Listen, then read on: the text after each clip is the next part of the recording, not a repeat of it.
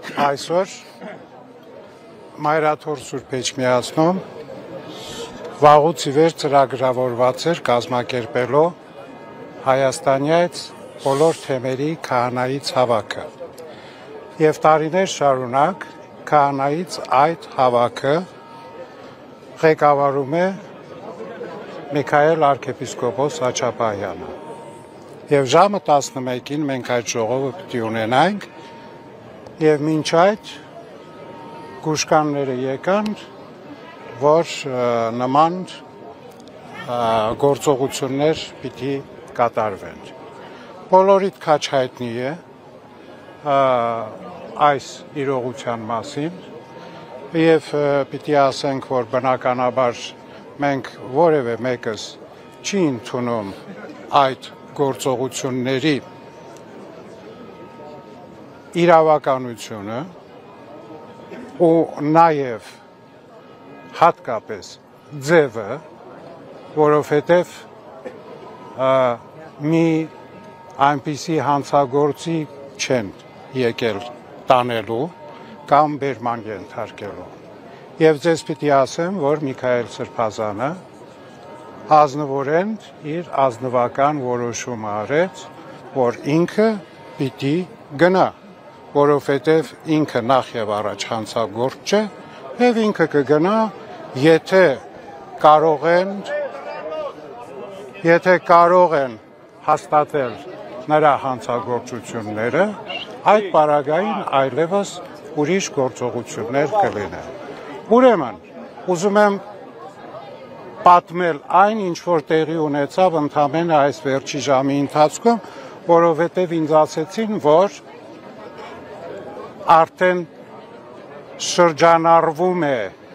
տարբեր ուրեմն Facebook-յան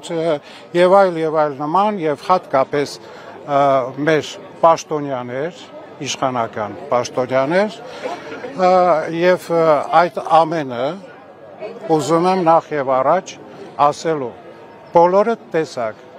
Միքայել Սրբազանը ինքնակամ որոշումներ մենք բոլորս հարգում ենք նրա որոշումը որովհետեւ ամենալավ պայքարը արժանապատիվ պայքարն է եւ երբևէ Միքայել Սրբազանը որևէ մեկի ետևում չի պահկվել, չի պահմտել եւ նման նպատակ էլ չունի։ Այդ այն մարդը չէ։ Ի վերջո ուզում եմ ձեզ ասել, գնացեք իմացեք նրա տոհմածառը։ Աչապահյանները բոլոր ժամանակներում եղել են մեր ազգի եկեղեցվո եւ պետականության առաջամարտիկները։ Եվ այսօր կատարվում է այն, ինչ որ կատարվեց 1915 թվականին, երբ Միքայել ծայրագույն վարդապետ Աչապահյանին թուրքերը պարզապես կտոր արեցին։